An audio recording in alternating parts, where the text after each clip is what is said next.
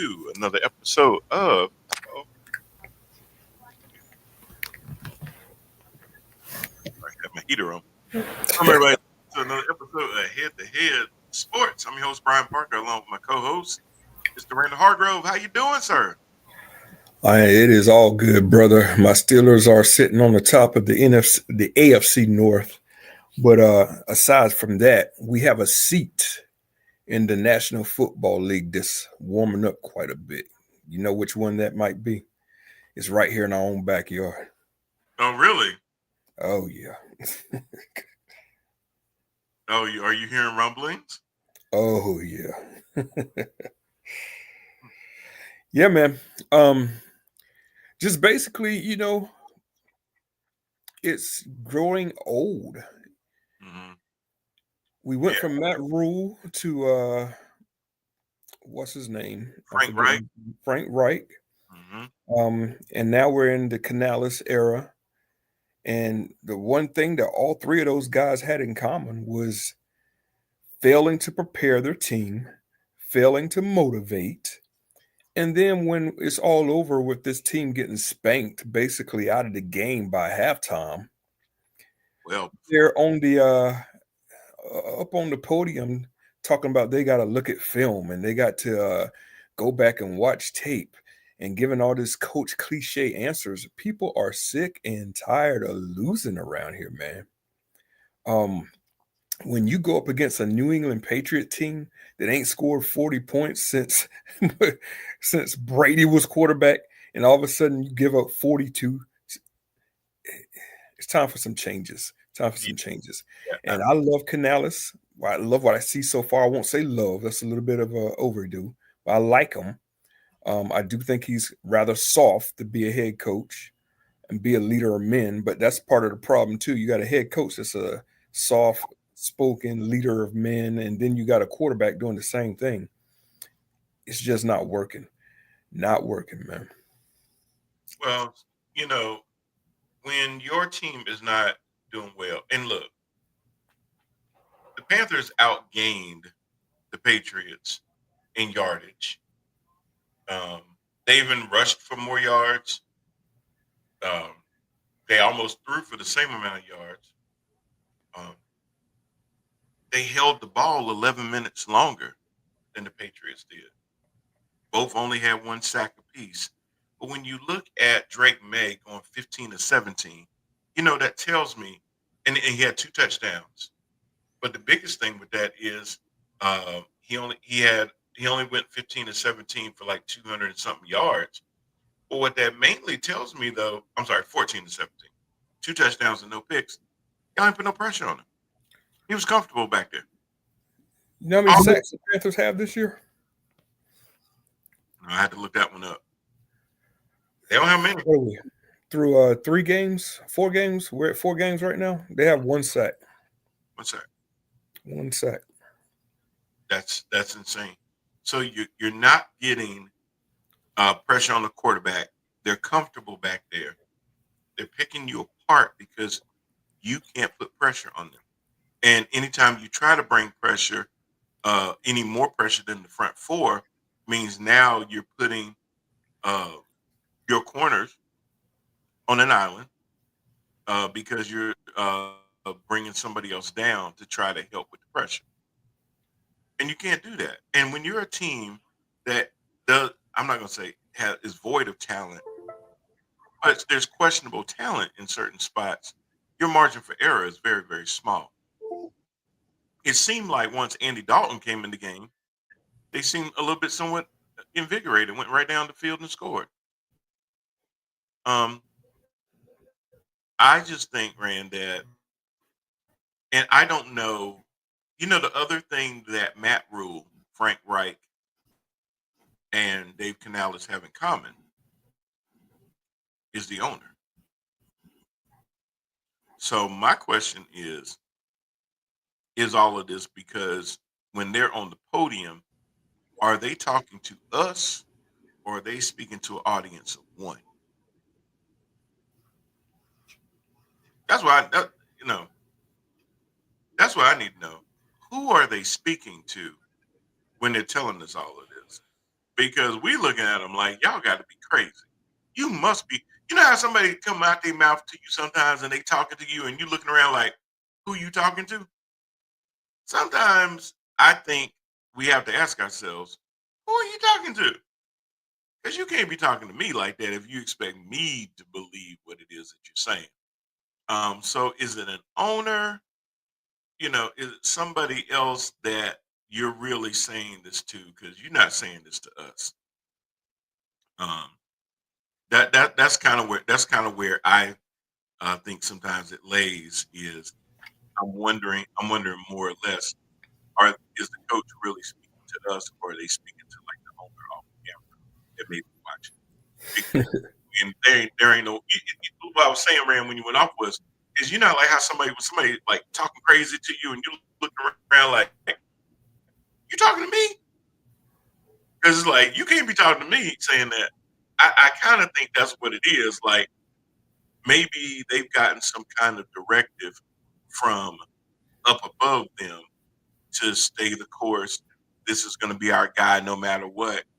Um, but Dave Canales needs to take heed to Brian Dabo, which I didn't agree with Dabo's decision to start Jackson Dart. A lot of pundits out there thought it was a great idea, but I don't. I heard I think it was Mike Greenberg that said it best the way that I like. And but it's not always ideal what he said, but I agree with him, is if you're going to start over and rebuild your team and you got a new quarterback, then you need to have a new coach. Because if you have a coach that is failing or the franchise isn't winning, and then you bring in a new quarterback some years later, and it's still going to take a while to get things going, man, the fans are already tired of this coach. The coach and the quarterback need to be married together just as much as the coach and the GM are married together. Because when Dave Canales came in, he inherited Bryce Young. That wasn't his guy.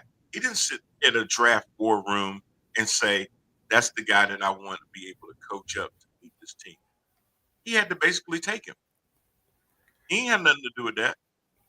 Yeah, and you could kind of see that when if you're watching the game closely, you could kind of see that they don't trust Bryce to do certain things, man. And I don't blame him. I wouldn't I trust don't him blame either. him either. I don't blame him. You think I'm sitting here trusting Bryce Young to throw down deep over the middle, Hmm.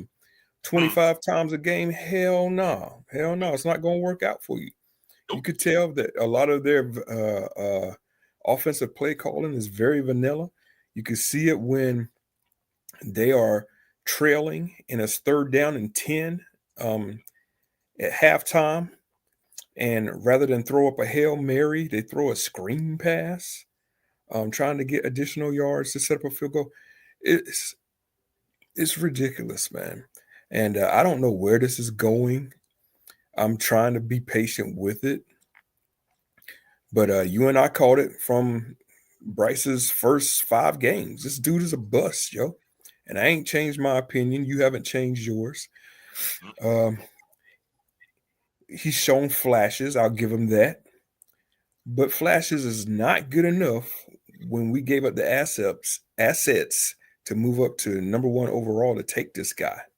You know, We are I expect, I, I, basically I I expect to see flashes from Joe Flacco, Aaron Rodgers, Matthew Stafford, Geno Smith. Um, the thing they have in what's common. his name? Trevor Taylor. What's his name? Oh, Tyrod Taylor. Tyrod Taylor. Yeah, Yeah. I expect to see flashes from guys like that. Sam Darnold, even, um, where they've been in the league for a while now, and they may not have it for every game, but they're gonna give you that game. Russell Wilson, perfect example. Before he got out, where he sat there and had 450 yards passing. I expect to see flashes like that. When you see Bryce Young have a game like that against Atlanta, and again, remember, I even said this last week, the game they had against Atlanta, and this Rand is what pisses me off though. People fall in love with a game like that and go, well, damn, the quarterback must have really had a lot to do with that win. He No, didn't. no, he didn't. Nope, He nope, didn't. nope. Sure He didn't. didn't negatively impact that game, and he didn't negatively affect the game. The only way he positively affected that game was he didn't do anything stupid to put the ball in harm's way. He didn't Yeah, fumble the we are. ball. He didn't throw away the ball. That should not. That's a low ass bar for the number one pick. Exactly. We are year 3 into Bryce Young, is it? I guess. I don't Mhm. even know. I'm losing Yeah, count. this is 3. His road record is 1-15. Mhm. Um, when have you seen the Carolina Panthers during the Bryce Young regime get 2 touchdowns back and then come back and win the game with Bryce? Nope. I can't recall one. When have you seen Bryce put up a 400-yard game? Can't recall one. Nope. When have you seen, uh, for instance, the Panthers in a shootout and they lose the game in a shootout with maybe the other team quarterback doing well and Bryce doing well? Why they having to do it like the game, like the Cowboys game last night, where both quarterbacks threw for 3 touchdowns, had to go into overtime, and basically it was you know well, it ended in a tie, but I mean it could have went either way the whole night. Like it was not settled at any point who was going to win that damn game. Right.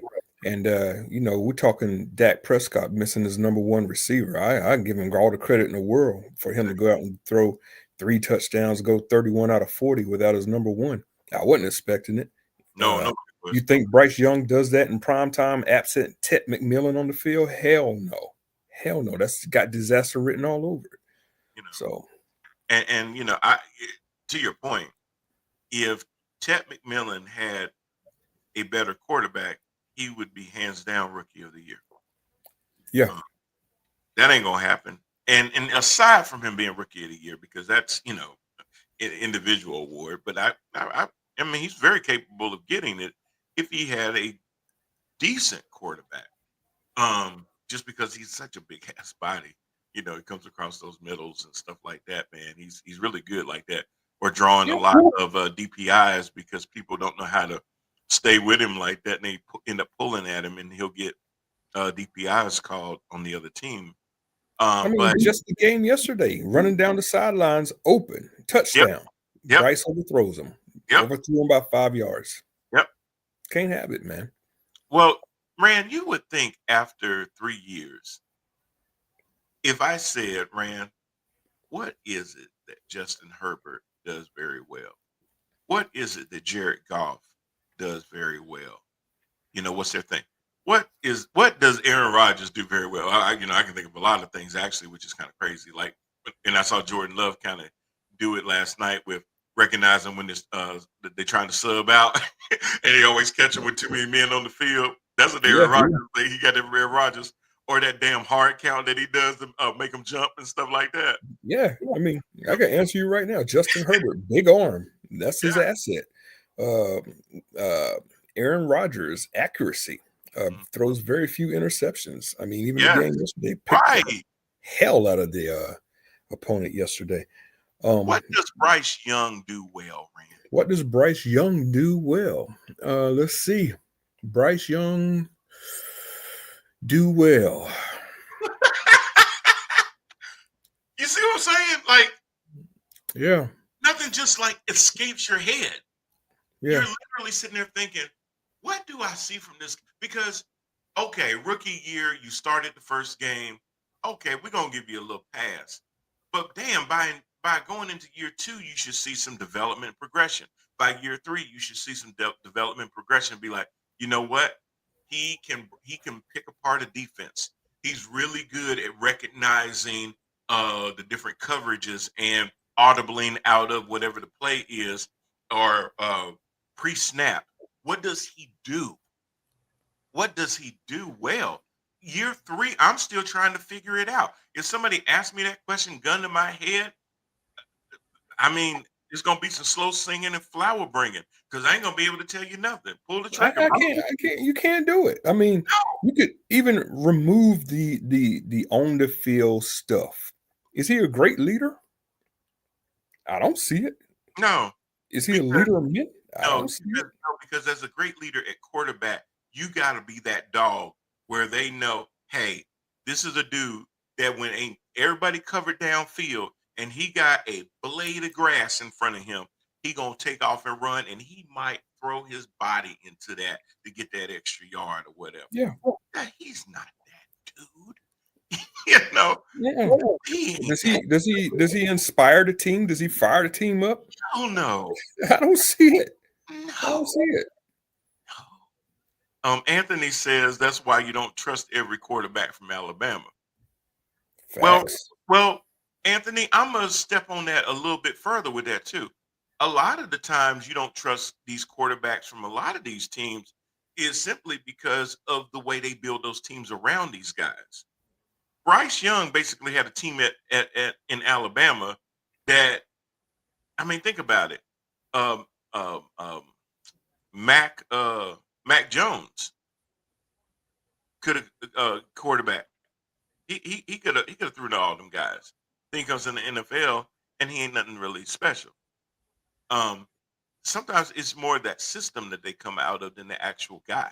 I mean, when you got when you sitting there and you got damn Justin Jefferson and Jamar Chase on the same team in a lot of these college setups and stuff like that. Come on, Yeah. and you got all the other blue chip players on offense and defense, and the quarterback is just back there. They just happened to be there when all this was happening. I ain't saying they have no good games and stuff like that, but isn't it a whole lot easier to have a good game when you got those types of players around you? I mean, I made this point a few weeks ago. What pressure was Bryce facing as the quarterback of Alabama? I mean, you every year you get an 11-0 head start before you play pressure games. Exactly right, It's like, come on, man. and that's the thing too. Is it reminds me, and I know I'm crossing sports metaphors, but I remember when Duke University was going through some losing. This was during the time when Krzyzewski had like his back hurt, and they want to give him the credit for them losses. But Duke started. Duke used to just beat you from the time the ball was thrown up in the air. They would get out to a huge lead and they would just beat the brakes off of you. They would beat you into believing that you had no chance of coming back into the game. I remember them playing against St. John's one time and they were behind the whole game. And it was new for them. Rand, they weren't used to being in a losing situation. They ended up losing that game. And the first thing I thought about was that was a different experience for those guys. They were always used to being the tone setters. They were always used to being the ones, like you say, they come off the bus and they already up 40 points on your ass before they even Yeah. get the warm-ups off. In this game, no, they had to actually be the ones coming from behind, and they had never done it because they were always so used to being so dominating. And I say the same thing with Bryce. You go from a school where y'all dominated everybody. Now you in the league on one of the worst teams in the league. And because you've never had to be that one to dig anybody out of losing seasons and stuff like that, it ain't in you. It ain't No. in you. Now, Anthony, and the reason I bring that up, because Anthony's other question was, you think Bryce Young would be better on another team? Yes. It's called Pop Warner. But if you mean the NFL, the CFL, shit, the USFL, no, I don't at all. It would have to be a substantially better team. I don't see Bryce Young having Buffalo at 4-0. I don't see him having them at 2-2. I don't, man. Hell no. Even with The, all the help they got there, no. the only way Bryce Young could be good on another team is if they change the rules when you get to that team that you can sit there and put a step ladder in the pocket. Some Or kind of some kind of elevated platform, and he can wear platform cleats. or you cannot hit this man because Right. He in never hit yep, in practices during summer practice, spring practice, OTAs, they're Yes. always bragging about this guy is the sharpest guy in the daggone building, sharpest guy on the field. So Yep. what happens when it's time to take off that red jersey and get some live action in there? This guy ain't built for it, man. He's not. He's not that dude. and that's what kills me. You know what's going to happen somewhere down in the season once they are officially out of playoff contention. He's going to ball out, and people are going to go, see, there it is, there it is. There it is. Yep. I'm gonna bring that up about another team in just a few minutes that I already know because I'm already hearing the chirping, and I just shake my head, and I'm like, good, please keep believing, keep please, because the fall is better. The higher up you are when you fall, the more impressive the fall. So, but I'll bring them up in a second. Y'all know y'all Cowboys know I'm talking about y'all. Um, There's a thing about being an internal enthusiast and then just straight ass delusional. So and it ain't even close in this case. But okay. um, but yeah, so I, yeah, he's a bust. He's not making anybody else around him better. They don't trust him. And now, Rand, what I'm really seeing is a team that just expects to lose. Um, it's almost more of a surprise if they do win. They started out pretty fast. I'll give them that. The first drive was pretty damn impressive, and Looks then beautiful. everything just fell apart after that. Yep, I'll give it Everything. to Canales. He could script his ass off. First 10 plays, first 12, first That's 15. what you do. Yeah, that's It what you looked do. good. Hmm. But them in-game adjustments, when the shit hits the fan, Yep. halftime adjustments, Yeah. no such thing, man. No such thing. They got out coached, outplayed. They were not prepared. Eh, Um, All of they that. made that team look like Buffalo. They made that team. I mean, every phase of that team was just working and on point. You outgained them in yardage. Um, you out. I mean, on the stats, if you look at the stats alone, it would have said y'all win the game. You didn't even come close to winning that game Nope. at all. At all. It was already 28-6 at halftime. Exactly. Once again, getting just blown out at halftime. And that just speaks to not being prepared. When your special teams is giving up 180 some return yards, that just speaks to being unprepared. You're not prepared, man. Not And at all. especially if it happens on a week to week basis, always behind at halftime. Yeah. So, you know, is Canales all of the problem? No, it's personnel. Not Nah, putting the right personnel in place. I feel bad for Chuba Hubbard. I think Chuba should be getting a whole lot more rushing yards than he's getting right now. Um, but a lot of that to me is just line scheming and stuff like that. He's a hell of a running back, but yeah, but in his defense, when you're down 28-6, how many more rushes are you going to be able to get? Because now you got to trust your quarterback who doesn't throw. You don't trust him to push the ball down the field. He can't. That's why he can't come back. yeah. Because you're going to have to call. Because you're going to call a lot more reserve plays. You're going to try to pray that your punter can pin the other team back. Hell, you're going to pray that the special teams won't let the guy to catch the ball make it to the end zone. Um, Yeah. It's so just crazy to me, man. I was looking at I saw something on Facebook. I can't recall all the metrics anymore, but there's like I guess 5 metrics that Bryce Young is as far as starting quarterbacks or as far as quarterbacks period, dead last in the NFL for all quarterbacks in those metrics. I'll try to find that and share it before this show is over. But yeah, that is absolutely ridiculous from your starting quarterback. You may be like last in a metric, but dead last in like 4, 5 metrics. It's terrible, man. terrible, Terrible. absolutely terrible. Yeah. So, Rand, your Steelers, man, Yes, sir. your Steelers are first in the division. Yeah, yeah. Looking good. Looking good. Now they jumped out to a 21-6 lead on the Vikings, and the Vikings made it a game. Hold on, let me see what you want. Tomlin. Yeah, yeah. They jumped out, and then the Vikings put 15 points up in the fourth quarter, and the Steelers could only muster three. It was actually 24-6. It was actually a game that should have been over.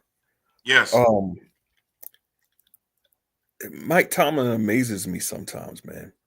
And when you start talking bad about Mike Tom, I can't even say his daggone name, Mike Tomlin. You get all these Tomlin defenders to come running for him based on his years in the league, Yep. based on his positivity, based on his winning record. And I give that man all the credit in the world for that. I mean, this guy has won before and finished seasons with a winning record with a guy named Duck Rogers at quarterback. I give it to him. Not saying that he's not all that, but at the same time, his fourth quarter in-game adjustments and play calling, and also getting guys prepared for playoff games is an issue. We are always caught with our pants down when we have leads in the fourth quarter. Way too many times we've blown those leads. And of course, playoff games where we're not prepared at all and we're going out there and getting smoked 20-0 before we could even tie up our shoes. That's my issue with Tomlin. And Tomlin's decisions yesterday almost cost us the game. Absolutely. We're up 24-6. We're going in for the nail in the coffin. We could either kick a field goal to make it 27-6, or go for it on fourth down and 3 from the 3-yard line, and just pretty much end the game. Instead of taking those 3 points, Tomlin decides to go ahead and try to get a touchdown, in which we don't get that touchdown. And now, a blown coverage, and the daggone team is already back in the game, pretty much. So we almost lost that game. I'm just glad that we didn't. But it just amazes me how a lot of people just think because Tomlin is such a class act that he's above criticism. I don't give it to him. I don't either. I did see some positive stuff at first. The first 3 quarters, I said, it's funny because I'm seeing a little bit more of a Steelers team that I recognize. The Steelers were running the ball. They were Look good. playing really good defense.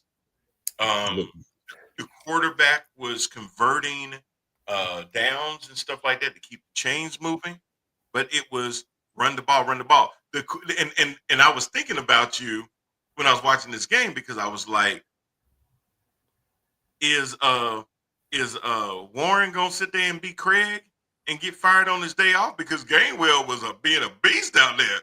Man, Gainwell looked good, man. Gainwell looked good. I said, damn, is he gonna get messed up on his day off? Because Gainwell out there just saying, you know what, I'm gonna take advantage of my boy being on the sideline, because it was announced that morning that he wasn't gonna be a go, and that Gainwell was gonna end up starting. Gainwell had 19 rushes. Now all of these are career highs for him. 19 rushes for 99 yards. Before that, it was like 80 something, I believe, or 75, something like that. But he hit 5.2 per, 2 touchdowns, and that was just in rushing. But he also had 6 receptions for 35 yards. Yeah.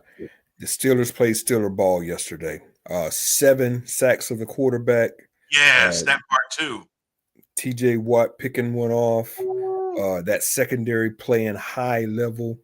There was a play late in the fourth quarter yesterday that kind of saved the game, where we blow a coverage. I was just talking about this play. And I think it was Addison that got open down the sidelines for like what should have been an 80-yard bomb. And one of our linebackers runs him down. Peyton Wilson from North Carolina State, by the way. Mm-hmm. Runs this guy down and keeps him at the 2-yard line. and it takes another minute and a half off the clock for Minnesota to go ahead and get that score. Um, had Peyton Wilson not tackled that dude, they would, had a minute and a half left on the clock, which would have been valuable time for them yesterday, and they could have possibly won that game. But yeah, man, I mean, just the defense is playing at a high level right now. We're not even, fully stocked with all of our starters. We had Joey Porter Right. that was out yesterday. Supposed to be getting him back pretty soon, and we of course didn't have Warren, so I'm looking forward to getting Warren back. This comes at proper time when we got a bye week, thank God. Right. We got a nice little cushion on Baltimore, who I don't think is dead, but my God, they're looking terrible.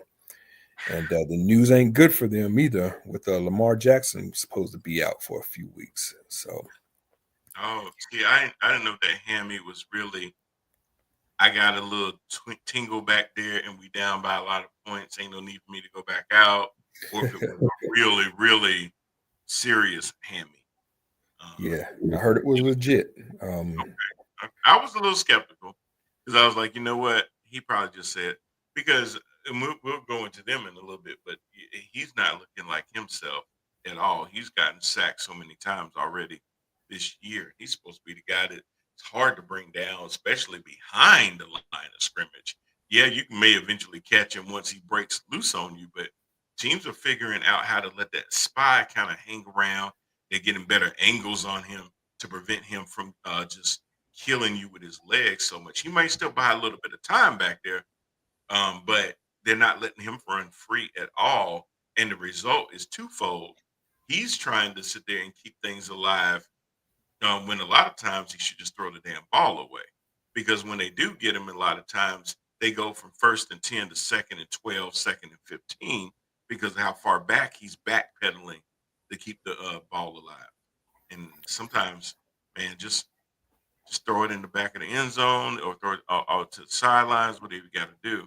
But because when you do that, you're putting your team so far behind the chains that now the defenses can pin their ears back because they know if you ain't crossed midfield and you've done that, you're not going for it on fourth. So you're going to have to then make 2nd and 3rd down. You got to get half the yards back on 2nd so that you can have a 3rd manageable and still not have a 3rd and forever just to try to pick up that 1st down. So when you take those unnecessary sacks that far back, you're just setting your team up to basically get a shorter 4th down so you can still punt the ball. yeah, Kansas City just got their number, don't they? I mean, my God, man. They do, and it was perfect timing with Worthy coming back, and Worthy was doing Worthy stuff out there, and that freed up Kelsey. I can see Worthy being out there, gave Kelsey, Thornton, Juju, all them dudes, Pacheco, Hunt. It was like they were all reinvigorated. Um, Yeah, I thought it Mahomes, was kind of funny too. Like they spent a lot of time kind of chasing Lamar down, yep. but once they did catch him, they would rough him up. I mean, they would tackle him pretty hard, Hmm. throw him to the ground type deal, man. Hmm. Uh, so yeah, they definitely got their number. They do. They do. That was the 20-37 score does not even tell you how much Kansas City dominated that game. No, no, They not did at beat all. they beat the brakes off of them. It was weird to even watch because I just didn't see it coming. I thought on paper the Ravens were the better team and they were going to come in there and have their way with Kansas City. But Kansas City, give them credit. I mean, they definitely showed that hey, the rumors of our demise is highly exaggerated. Mahomes only threw the ball 37 times, 270 yards, 4 touchdowns, no picks. What? What? That's crazy. 25 for 37, 270, 4 touchdowns, no picks. Absolutely crazy. Um, we saw Worthy come in 5 catches, 83 yards, 2 carries, 38 yards. So went over 100 yards all purpose. But when he ran it a 19 per clip. When he caught it at a 16.6 clip. Hmm. That, because and then there was another one he could have caught, but he just got barely overthrown. Overthrowing Xavier Worthy is hard to do. Yeah, But that guy got wheels. that one that he caught down the side, dude was about 3 steps from him because Worthy was just gone. That dude is quick. He was Yeah, gone. He was gone. But when you got somebody like that, and then even Hollywood Brown started coming alive, um, Patrick Mahomes passed to 9 different receivers. he'll eat you up. He will eat you up. 9. I didn't even know they had that many. That dude will eat you alive. He was passing to people I ain't never heard of. Now I heard of Thornton and Noah Gray, but who the hell is Brashard Smith? I ain't never heard of that He dude. caught 3. Yeah, So I think that's a rookie running back, right, maybe. Yeah, yeah, maybe I think so. But yeah, it's like what? So he was just right. spreading it around, man. But he did. He looked so comfortable out there. Now, Rand, you got Kansas City at 2-2. Um, the Chargers show that they're not invincible. So the AFC, that division is still up for grabs. I mean, the Raiders ain't doing nothing. We'll see what the Broncos end up becoming, but that division is still, to me, up in the air. Um, and they still haven't played Kansas City. Yeah, Talking about the Chargers, so and that Chargers Kansas defense, City ain't no easy out, and no, they that still got defense started off a little rocky, but now they're humming. They're humming. Spagnuolo. Man, eventually Spagnuolo gonna figure it out. Yeah, definitely. People can say everything about Spagnuolo as a head coach, but he one of them dudes. You let him put on that defensive cap, man. He's relentless. Yeah, that's a hell of a combination. Him and Andy Reid, man. So yeah, Yes. Oh my gosh. Absolutely. So yeah, that's gonna be interesting to see. Double back on this comment that Jermaine had about Bryce Young. He said outside the first pick by Bryce, he actually threw some good balls. His receivers dropped too many passes. Special teams sucked. The defense wasn't it. Not saying Bryce is a starter, but the team let him down. Yeah, to an extent, I agree with that, Jay. Um, I think the team plays to their expectations of him. I hate to say that because all these are grown ass men getting paid a salary, but when you know the leader of your team uh, is limited, um, if y'all end up getting behind, and you're right, special teams got their field goal blocked.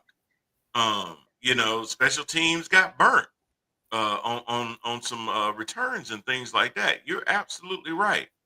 I'm not expecting Bryce to sit there and put everything on his shoulders, but you gotta sometimes be able to see things open up a lot better.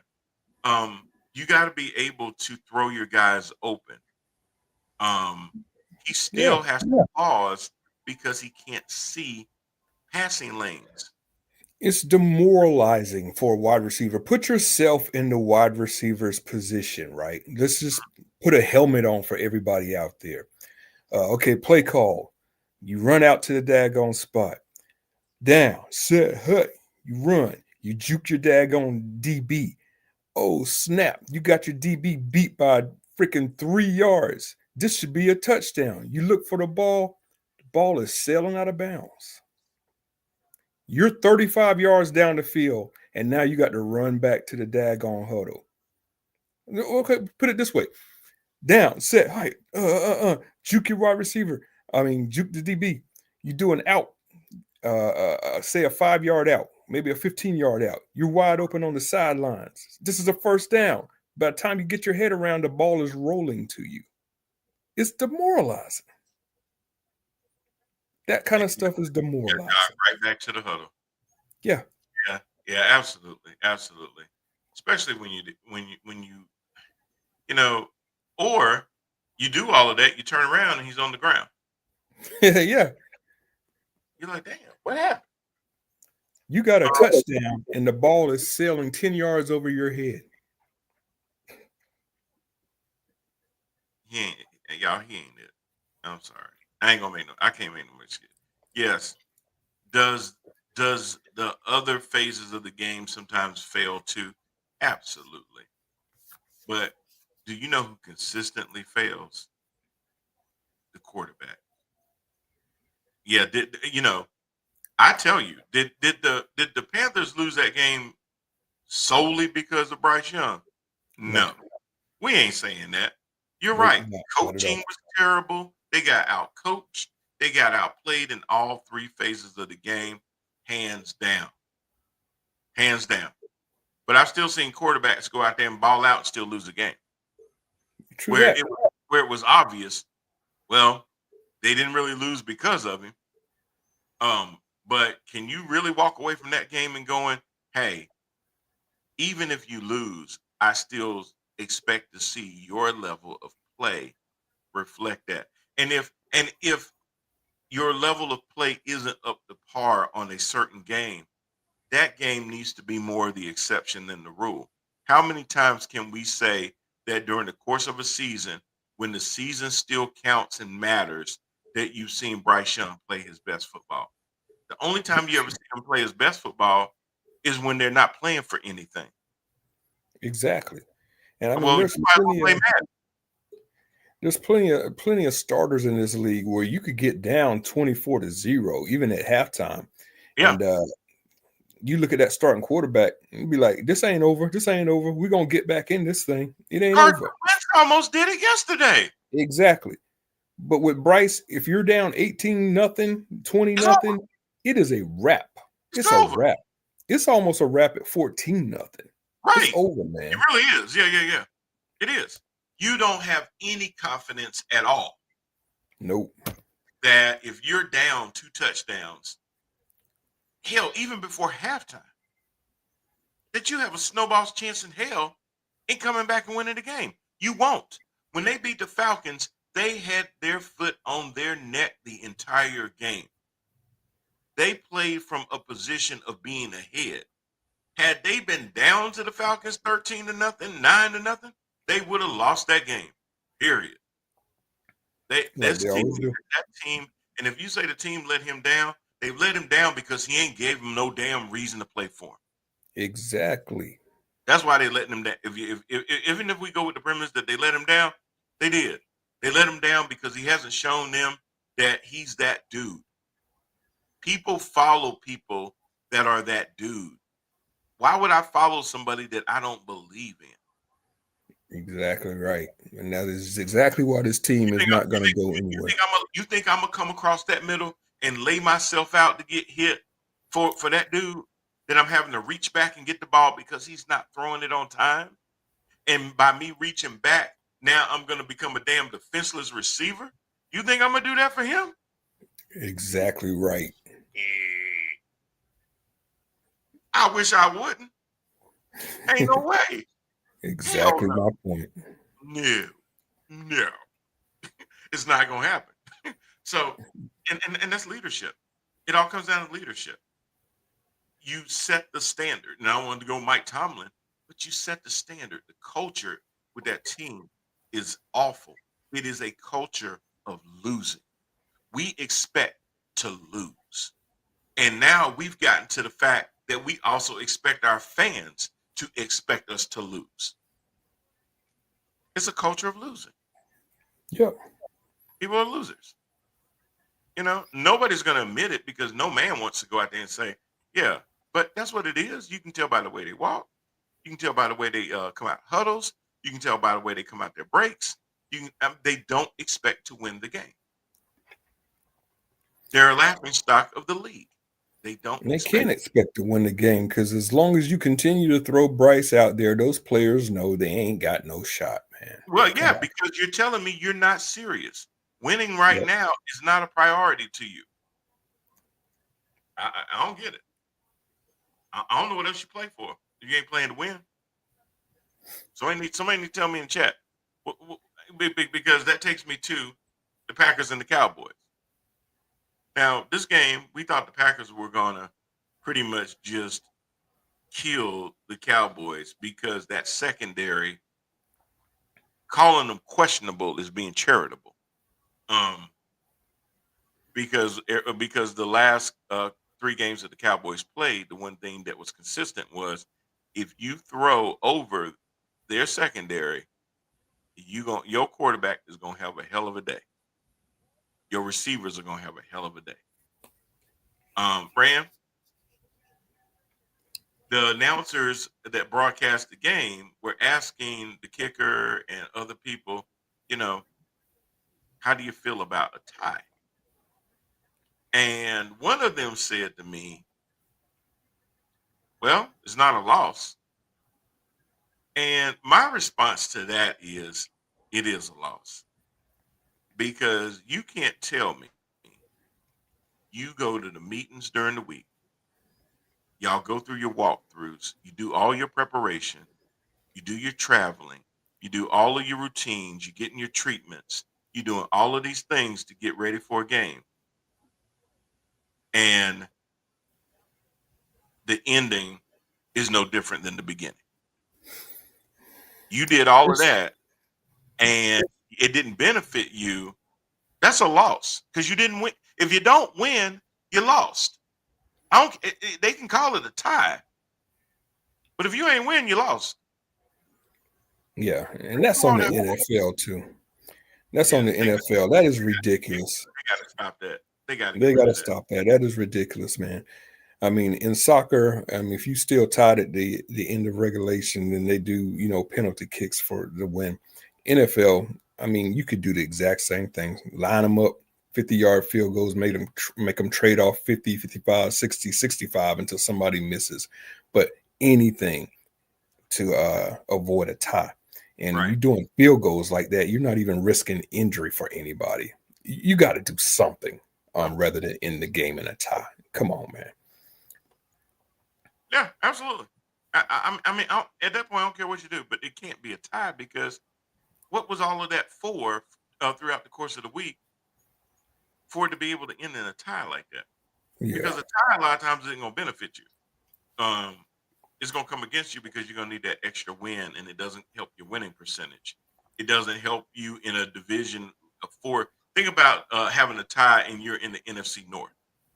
That could be the difference between you being a wild card and not making it. Yeah, that is something.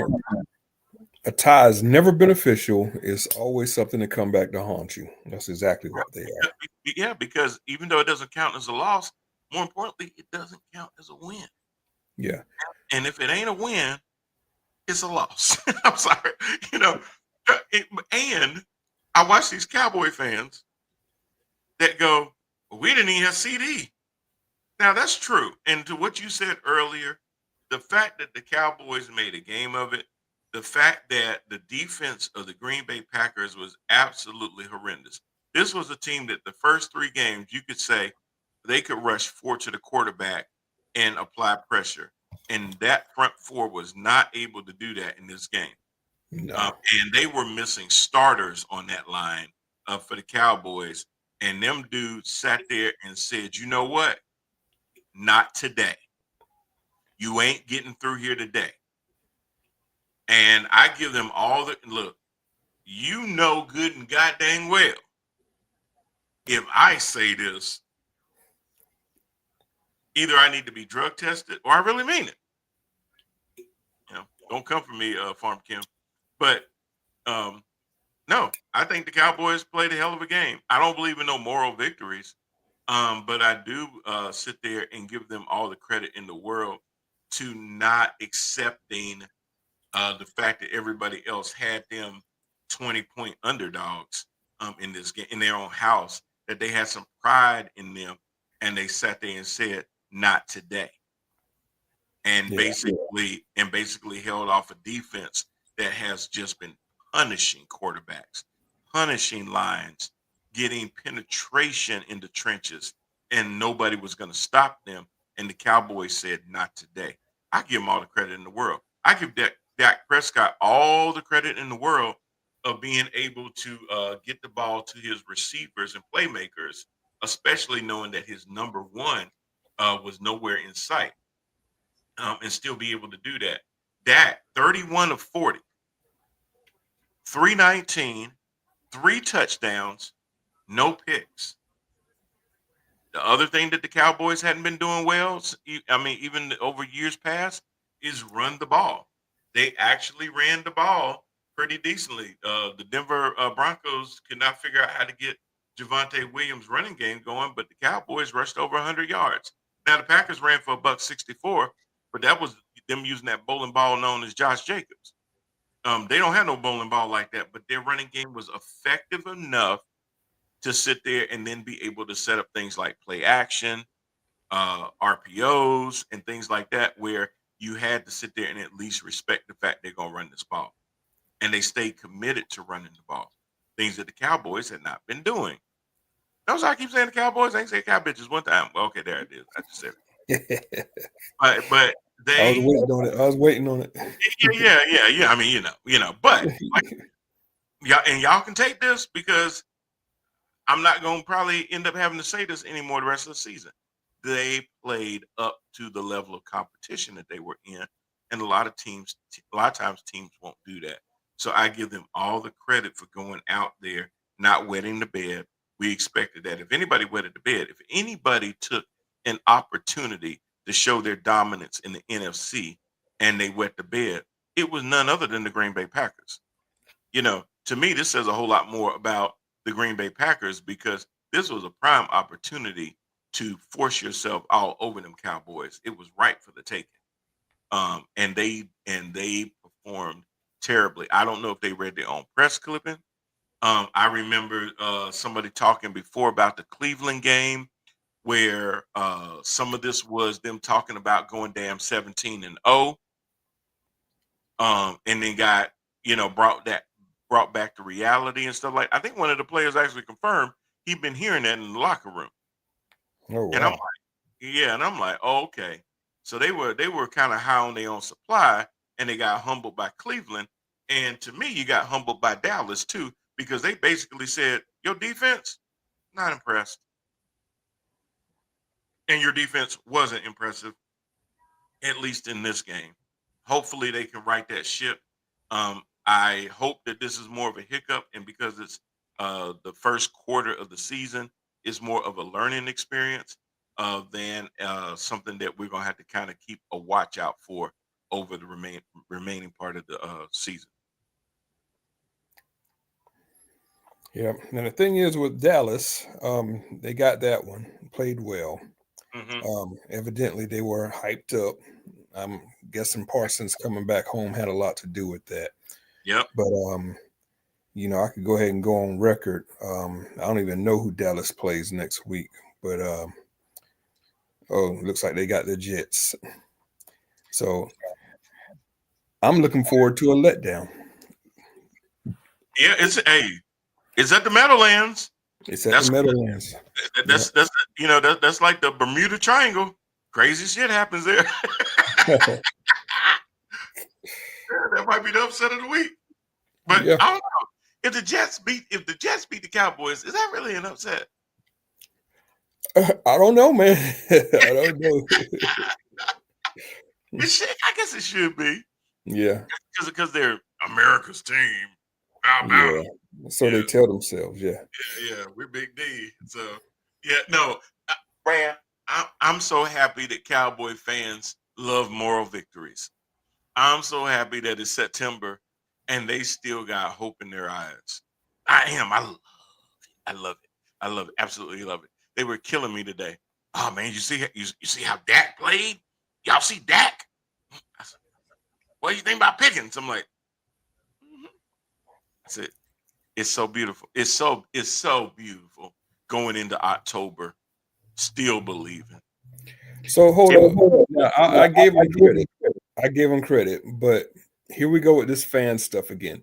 You yes, yeah, literally had you literally had Cowboy fans bragging to you yesterday or today right. about a tie. Yes. Happy about a You have got to be God, kidding me, man. oh man, they worse than a politician. They can spin anything. I mean, they were grinning ear to effing ear about the Cowboys. And you know why?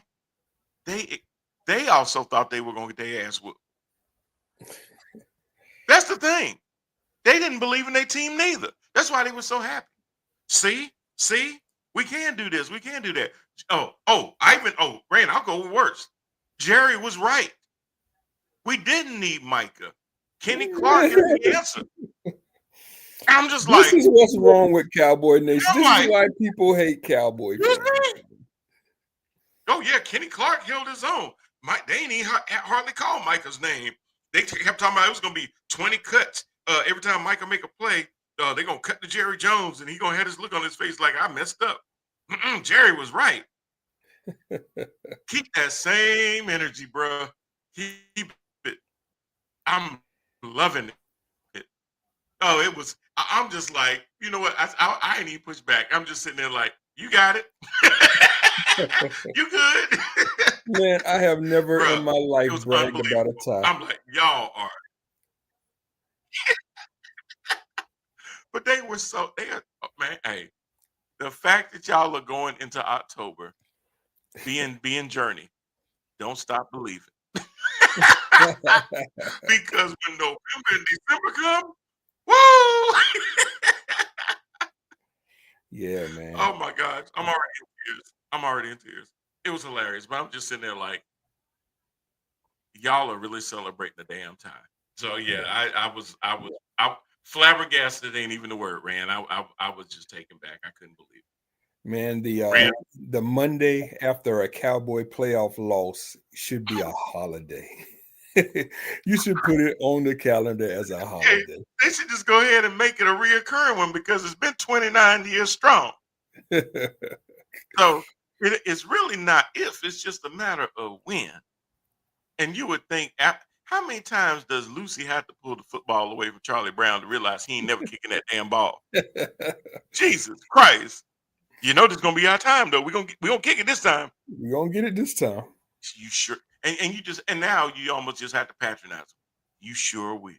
Just keep on doing what you've been doing. Oh God. Oh yeah. Yeah. When they said Jerry was right though, I was just like, see, y'all done just gone too far. When they said that one, I was like, Jerry was right. Kenny Clark held his own. I mean, Delusional. and Kenny Clark is no bum. Don't get me wrong, but he ain't a 26-year-old freak of nature neither. So yeah, okay. Kenny Clark, Delusional. yeah, yeah. Um, your I think one of the biggest gambles we saw was the New York Football Giants deciding to move on from Russell Wilson and announced not only that Jackson Dart will start for the Giants, but that he will start for the remainder of the year. Yeah. Um, that ran, and we had just talked about that. Um, I have friends in New York City. Most of them are Giants fans, but of course the rest of them are Jets fans, and they were over the moon about Jackson Dart starting. And I said, listen, I know y'all want to see something different because y'all just expect to lose all the time. And I know how that can drain a fan base. Hello, I'm here in Carolina. Um, and you just want something so good to happen. But for the development of this quarterback, I don't know if this is the right thing. Not only was I worried about the defense of the Chargers, I get it, it's a home game, and that would kind of it could be electric. You know, people always calling for him and stuff like that, and you just want to see something good happen. Um, but I'm still a little concerned about pulling them out too early. And I'm also and ran the biggest reason. Now I go back to the comment by Mike Greenberg about the coach not being lined up with his quarterback is that Brian Dayball is is playing Jackson Dart selfishly. He's trying to save him and Joe Shane's job. Yep. I mean, that's all it comes. I mean, fans, yeah, they've been hearing the booing and stuff like that. But trust me, they tuned that out. The only reason that they are playing Jackson Dart is so that they can be there to coach him again next year. That's Exactly. it. That's it. Yeah, Ain't no that's it. secret. Because unless you really believe that what we saw in the Commanders yesterday is going to by Atlanta is going to be duplicated all year, the Giants at best are going to end up third in the division. So, what are you trying to stack meaningless wins for when the whole idea is? I ain't saying throw the games away, be as competitive as you can, but you probably will lose them, and you still Yeah, probably will, even with him. So you're just giving your fans something to look at, but they're not going to benefit from it. And then if you get some needless win down the stretch that could affect your draft order, hey, if you want Jackson Dart to be your future, start building pieces around him that's going to be part of that future that he can grow with. You know, yeah, that's what you want to be able to do. You want to win in the draft. You want to get key free agent picks and stuff like that and build around this young man. I think he has a lot of great potential. But the problem is these teams are trying to come up with such instant success that they end up ruining these players. yeah. And it's a hard road for him to toe, man. It really is. Malik Neighbors getting the news today, out for the year, torn Oh, ACL, best yeah, wide receiver they yep. got. Not good news for a young quarterback. I just, like you said, we had this discussion between the two of us either last week or the week before, and we decided, we agreed, shouldn't do it. Just let them sit, let them learn. Giants aren't going anywhere this year. Um, but I guess they thought otherwise. So we'll see how that goes. But, I'm just, you know, not afraid he's going to be hurt, but it does concern me. Yeah, he did tweak his hammy yesterday, but it sounds like he's going to be okay. But I'm still worried about that because he ran a lot. He had 10 rushes yesterday. That is a lot for a quarterback. I mean, I get some of it, but he likes to run, and I get being able to use your quarterback's talents, but you got to have some talented people around him so that he does not put himself in harm's way. I know this is going to sound crazy. I even heard an announcer say it after I was thinking about it that the way the Giants played that game yesterday was reminiscent of Brian Dable's first year with the Giants when he utilized Daniel Jones the same way. Opportunistic passing, and he relied on Daniel Jones to be able to run the ball. Yeah, And they were actually having a good bit of success with that. Um, but Daniel Jones started having neck problems, and really similar. they had to bring in Tommy DeVito and stuff like that. So I just don't want the guy to have so much promise, and then they're setting him up to fail because they're more worried about their resume than this kid's resume. Yeah, definitely. Yeah, so it is going to worry me. And like you said, now with Malik Neighbors out, they're going to have to now rely more on Wandale Robinson and Darius Slayton. I would expect them to find somebody on the waiver wires or in free agency to be able to add some depth to that wide receiver room because you're not going to get it done because teams are going to sit there and hold up Wandale Robinson and force this young guy to be able to throw the ball down the field to some other receivers that have very little experience uh, receiving the ball. Um, or they're going to try to rely a lot more on their run game to open up some of those passes downfield, which is fine. But then if you end up playing a game where you're playing well from behind, you will abandon that run at some point if you're trying to win that game. Yeah, I just thought, if there was a team that was more equipped to Mm-hmm. protect Jackson Dart, I thought it would be the New York Giants. I mean, Same. hey, if Russ gets out there and he starts to struggle and you need to bench him, I mean, why not go to Jameis? I mean, he's on the daggone team too. I mean, Um, Brent, wasn't Russell 37 years old when you signed him? I yeah, mean, didn't you saw what he did with the Steelers? I mean, you knew what kind of player you were getting when you signed him, that Yeah. his best years were already behind him. So you already knew that you weren't going to get that 450-yard game every game. You knew he as much as he's prone to have a game like that, he was just as prone the next game after that to stink it up real good. Yeah, that's what you got. And that's what you got in free agency. You Yeah. should have been aware of that. I mean, I know you were aware of that, You but you benched Russ for being Russ because he already was who he was. He ain't sit there and let me down. Hell, no, that's how I expected out of it. exactly. So again, the only reason you put that kid in there is because of the pressure of you keeping your job. And when you work from a point of motivation like that, that is not normally in the best interest of that player. I will say I ate my words because I predicted an upset that didn't even happen. Yeah, I thought about you when I saw that score. Actually, So I'm gonna be the first one on here to say, yeah, I was wrong. I thought the Houston Texans were gonna wet the bed and the Tennessee Titans were gonna get their first win of the year. Only because Tennessee is another one of those teams where they're a couple of years off ran from really, being that team. Um, but I've seen them play and I've seen them do some pretty good things. And I said, you know what?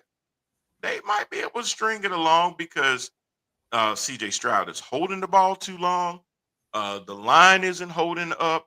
The running game is suspect. Joe Mixon is still out. Chubb is still working himself back from injury. Um, just not impressed with the receivers getting separation.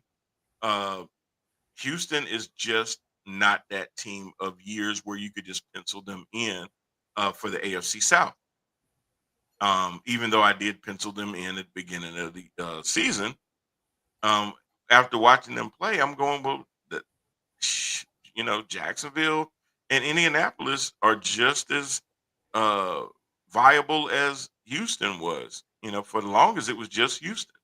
But yeah, now they've got, two other teams in that division that say, hey, we're going to have something to say about this at the end of the year.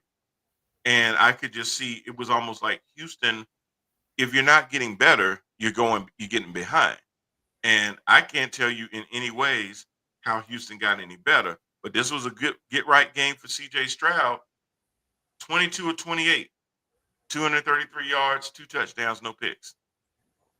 yeah, man. I think we were talking about this last week, and I think I made the comment of something like Houston had to have this game. They just had to. If they don't win this one, I mean, their season's already pretty much a wash. So they went out and played their very best football, and I guess they shut them out 26-0. But we all know the stats for over 4 team. I mean, that's like basically a Death death sentence. sentence. Yeah, It is. death sentence. Yeah, it's over. So 1-3 in the AFC South. I mean, it's not ideal, but it keeps them alive, and they Yep, still got a lot of football to play. I still got 2 games versus Jacksonville, I do believe. So they're still in the hunt. they are. They are. So I mean, yeah, you're right. They got a chance. And hopefully this is also confidence that Stroud can then kind of start to string along some gains and stuff like that. But he's got to be able to. He's doing the same thing as Lamar, patting the ball, bro. Then you end up taking these 12-yard sacks for losses. Yeah, that kills him, man, because he's not the runner Lamar That's is. a drive killer. Yes. Once you realize that they're about to get you, throw the ball away. Mm-hmm. They just won't throw the ball away, and you're hurting your team when you do that because and then don't let you then you're already second and 12 and get a damn false start because now everybody at the line is antsy, and somebody Yeah. comes out of a position and does a false start. Now instead of second and 12, now it's second and 17. Yeah, they're constantly shooting themselves in the foot with stuff like that from the games I've seen from them anyway. Mm-hmm. So Mm-hmm. if they clean some of that stuff up, and CJ starts to get rid of the ball a little bit better, then I mean they can. I mean it's not like the AFC South is some supreme division, although they are looking a lot better than I thought they would look. I did not expect to see what I'm seeing from Indy, but there's still time for You know they call Texans him to get it Indiana. right. They call him Indiana Jones. You Oh hearing yeah, this right? yeah, yeah, cute.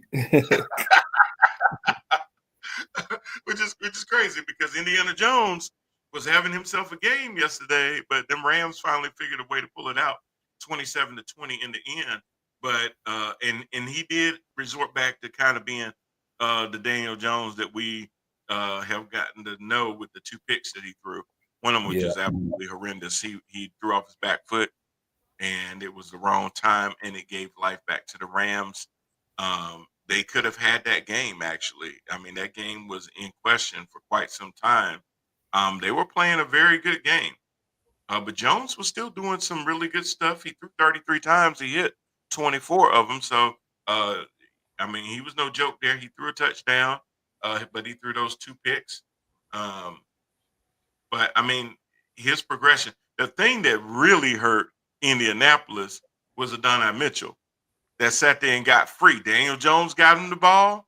He running down the sideline, started feeling himself, started celebrating, and the ball comes loose at the 1 yard line, goes into the end zone, out of the end zone, touchback. Not only do you not get the touchdown, but now the Rams get the ball at the damn 20. man. Now, granted, I've never been in that situation, but I just cannot ever see myself fumbling at the 1 yard line, man, and giving the ball back to the other team. It's like you gotta concentrate, celebrate after you cross, man. 70-some-yard run negated because you let the ball go that much too soon. That's all it was.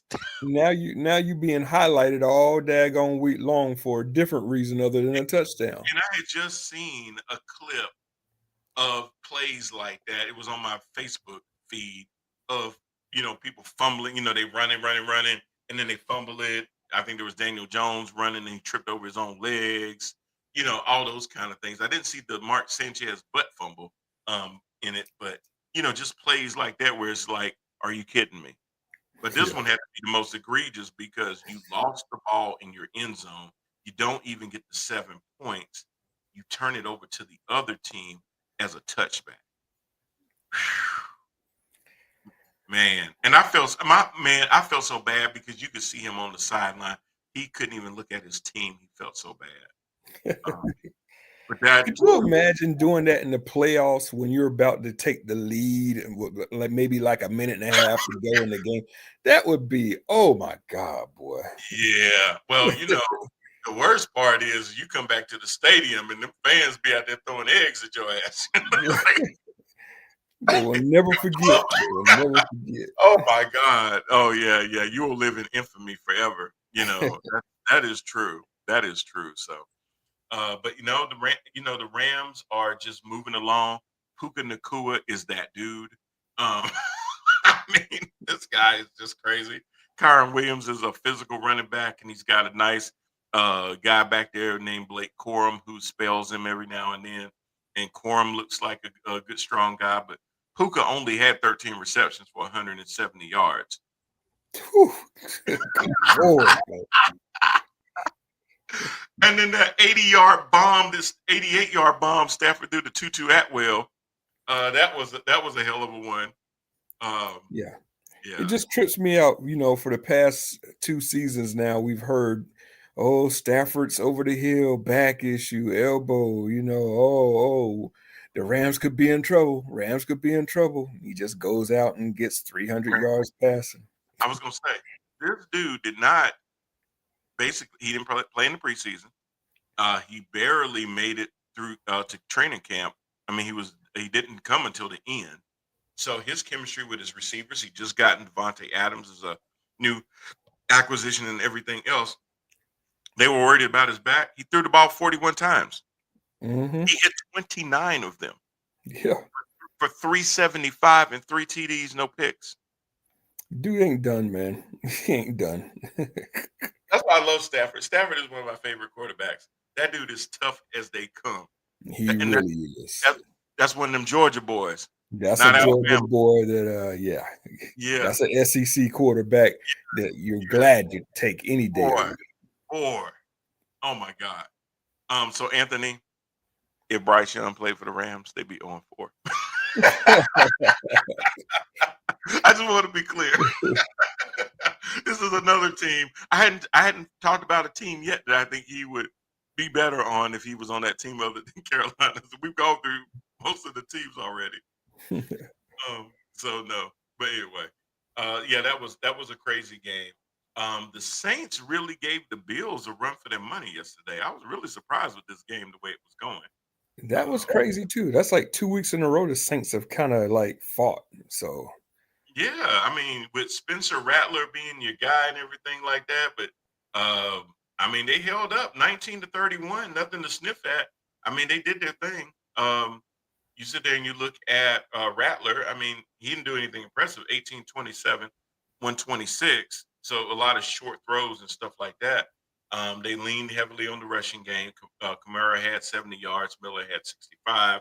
Rattler ran 6 times for 50 his damn self. So a lot of what they were able to do was on the ground. But they made a game of it. Uh, uh, Josh Allen, not much better, 16-22, accurate, 209 yards, 2 touchdowns, and a pick. Again, it was a ground fight. James Cook, a buck 77. I'm not a buck 77, a buck 17 on the ground. So a lot of it was just a ground and pound game. Yeah, it was a knockout, drag out, back and forth. But you wouldn't have really expected the Saints to be one of those teams to put up a fight like that against the Buffalo Bills. So I thought that was a pretty interesting game too. And then finally, we had a game against the Tampa Bay Buccaneers and the Philadelphia Eagles. Graham, everybody sat there and they keep talking about my man Jalen Hurts. They say he can't throw the ball. He threw the ball. He didn't throw much, but he went. Well, it was a tale of two halves. I think he was 15 for 17 in the first half and 0 for 8 in the second half. yeah, it's crazy. He didn't complete a pass in the second half. Yeah, which is so weird because I was actually watching his halftime statistics as I'm watching, another game, and it Mhm. just stayed at 130 yards, I believe. And I was like, "What is going on?" I kept refreshing it, but the time was going by, and it was the Like, same is he amount of hurt? Is yards. he I'm still like, in there? "What the hell is up with this?" It was Yeah, the weirdest thing ever. it's the weirdest thing ever. Now he ran 9 times for 62 yards. Saquon 19 rushes, 43 yards. So they're still trying to figure out, how to get Saquon more touches and stuff like that. One of the coolest touches that they got to Saquon was they were not too far from the goal line, maybe within the 9 yard line, and they needed a first. They needed 1 yard for a first down. So everybody said, "Well, you know what's coming? It's going to be the tush push." So now what Sirianni has done though is come up with plays out of the tush push. Yeah, Had Saquon staggered right side quarterback, it looked like they were all going to push Hurts in, and Saquon breaks to the left. He flips him a short pass, and he runs an end around into the end zone. yeah, that was So so now dope, man. so now you can't even trust that the tush push is a tush push no more. They did another fake out of the tush push in the game too, and it worked because now Yeah, everybody's expecting it. Now they're throwing wrinkles into it. Oh my God! I, I told um I told you guys last week that the Eagles have not stepped on the gas yet, and I firmly believe that. They still haven't. Um, they are just beating teams any way they choose to beat teams right now. And Hmm. come December, we're going to find out who the true Eagles are. Um, Absolutely, yeah, and absolutely. you'll see a ton of AJ Brown at that time, I'm sure. Oh yeah. Well, he'll be well rested. Yeah, He'll be well rested. But yeah, that's going to be interesting. Well, we got 2 games going on, or will be going on. We do have the what I call the doo doo bowl. Yeah, we have a couple of those every year. We've got the Jets and the Dolphins right now, where the Dolphins are up 10-0 on the Jets. Looks like it's about to go into halftime. So, and the looks like the Jets have the ball, 1st and 10 at their own 37, 2 timeouts to go. Not sure how aggressive they're going to be um, with just that little bit of time left. You've already got Tua Tagovailoa 11 for 15, 150 yards and a touchdown. Uh, Justin Fields 5 of 6 for 31 yards. So that's how Justin that's. not looking good at all. Lost a fumble already. But yeah, the Dolphins are looking real sharp in prime time. Tyreek Hill already 5 receptions for 57 yards. So we'll see how that goes. I already put that on FanDuel, so my FanDuel is going to be looking good right now. So we got that going on, and then a little bit later on this evening, we've got the Broncos playing the Bengals. I know when the schedules came out, this was supposed to be a good game, but that was before Joe Burrow does Joe Burrow things and gets hurt. It was going to be Bo Nix, Joe Burrow, Cortland Sutton, Jamar Chase. It was going to be one of them games. In Denver, being able to see some AFC guys teams go back and forth. But I'm giving that all the way to the Broncos on that one. I don't think the Bengals have a snowball chance in hell. And playing in Denver is a different environment anyway. That air is really thin. People do need a breathing mask when they go up there. It is if you've ever been to Denver, you know what the hell I'm talking about. It is not fun to play football in Denver. Grab your if you have the option, grab your Denver defense tonight. Start them. I'm telling Yes, you. absolutely, absolutely. Rand, we got some games coming up next week. I would imagine. Well, I know you said the Steelers are out this week with a bye. Yeah. Any particular games you're looking for this week? Looking at? Well, I already called that Dallas Jets game. I think the Jets are going to give Dallas a little bit more problems. Not that the Jets are some daggone super team, but I think You, Dallas just put all their eggs in one basket. So do we'll you see think how the that Jets one go? goes. You think the Jets have a chance to win that game? I don't think that they're going to beat Dallas, but I think it'll be competitive. Yeah, I do. I don't. I just don't trust Justin Fields. If they Right, had I a don't either. if they had a different quarterback, I'd say yes because I think the defense would be good enough.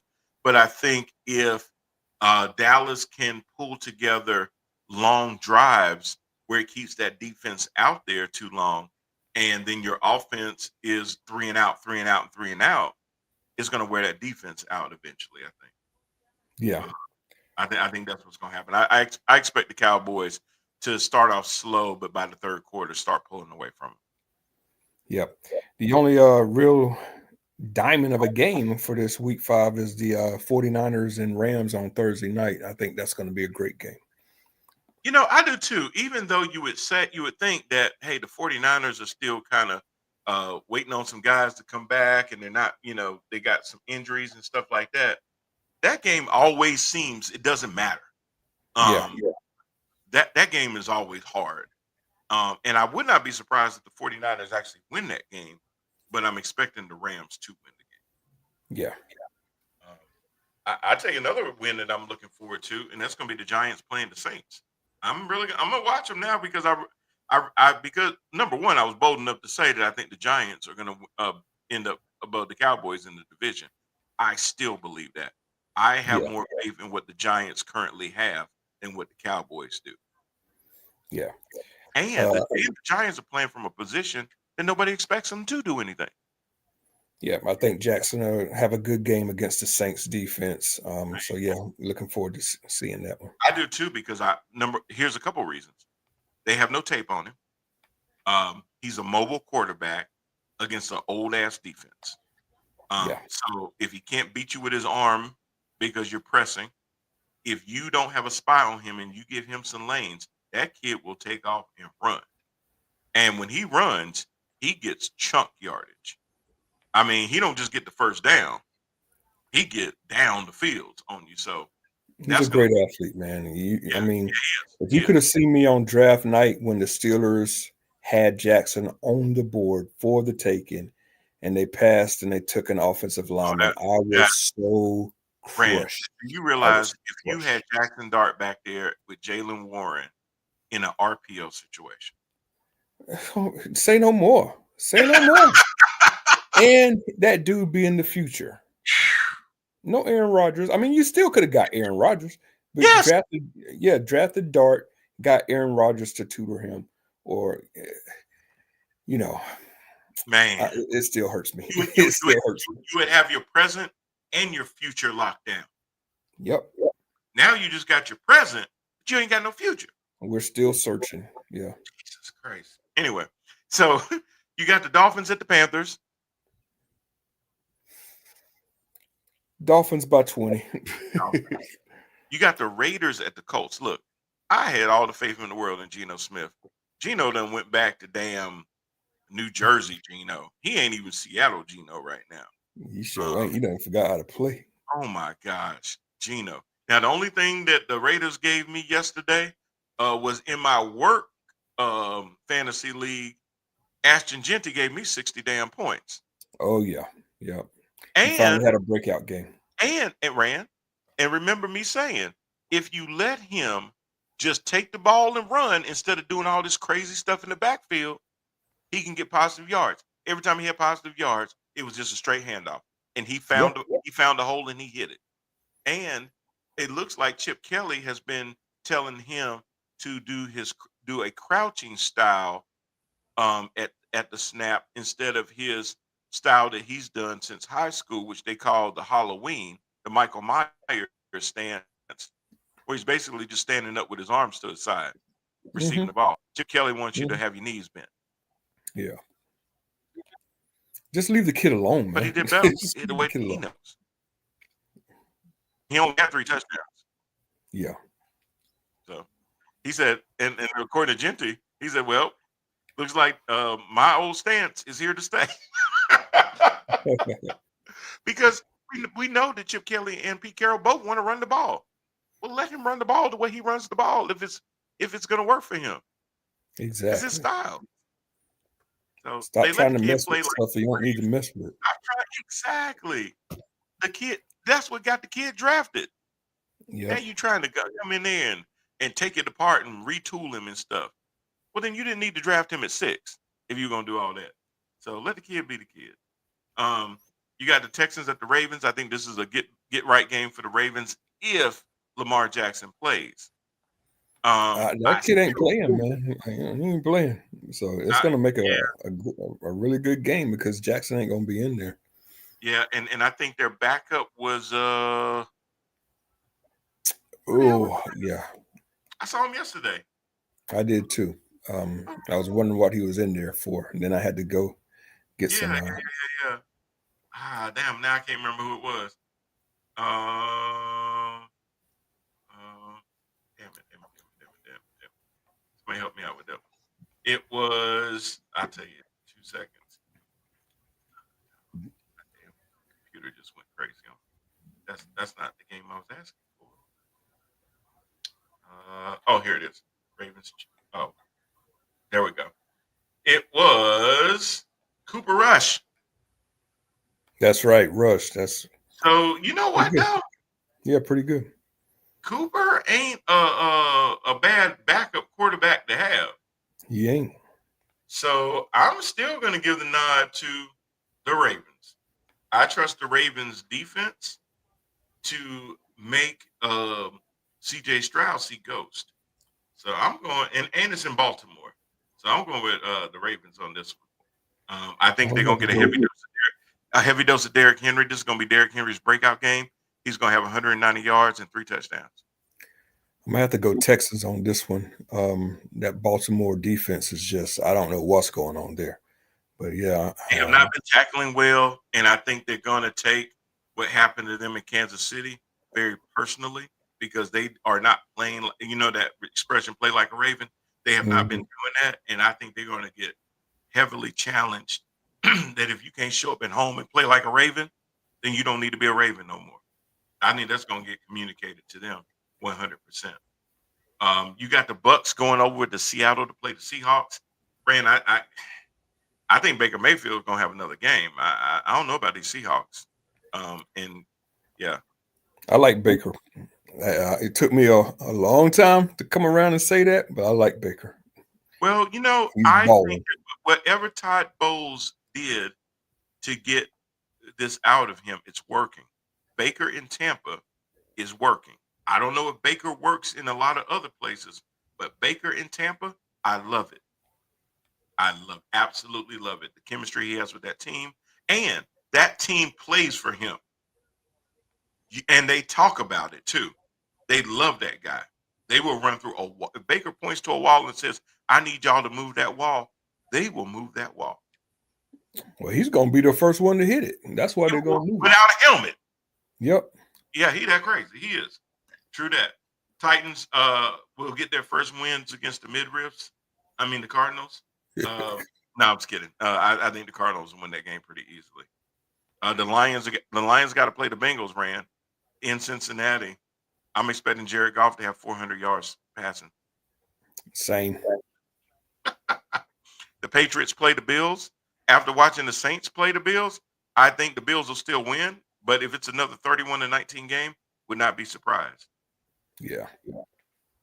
Commanders. Got the Bills. Yeah. Commanders play the Chargers in LA, potentially again without Jaden Daniels. We don't know yet. Marcus Mariota, the first game that the Commanders played with Mariota, he looked really good. Against the Falcons, not so much. Yeah. I'm gonna have to go Chargers on this one. Going the same. And you got the Chiefs at the Jaguars. Man, if the game against the Ravens was their coming out party, and you got to remember too, not only have they not had Rashee Rice, Worthy, and Hollywood Brown on the field at the same time, a lot of these guys were not healthy during the preseason. So maybe the first 3 games were just the Kansas City Chiefs preseason, and maybe the regular season started yesterday. They're another team that could step on the gas pretty much when they want to. I mean, a bunch of pros been together for a while, getting guys back healthy. So yeah. I see Chris Jones making Sunshine's life a living hell on Sunday in Jacksonville. Yeah, full grown man. Full grown man.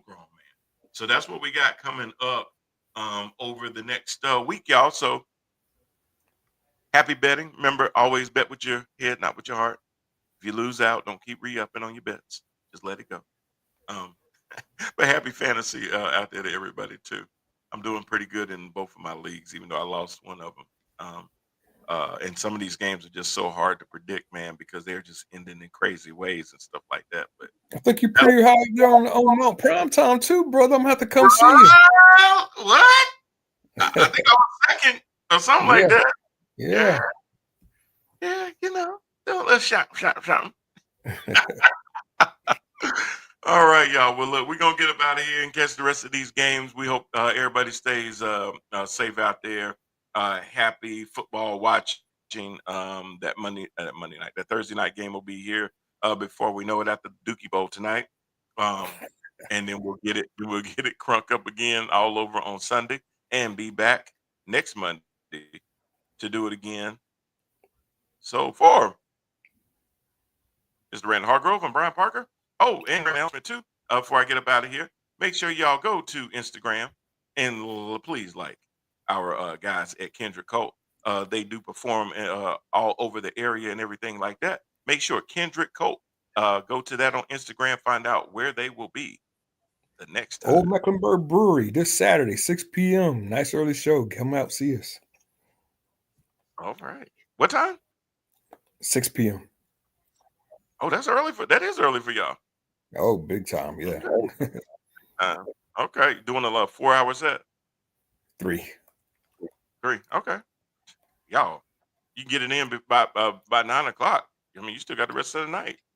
Especially I could actually be in bed by 10 on a Saturday. How about that? Guys, you can get it in before the night, and you can still take your blue chews before 10. Just saying. Anyway, let me get out of here before I start making babies pop up on this show. Anyway, y'all be good out there. We will see y'all again next week. We out. Peace.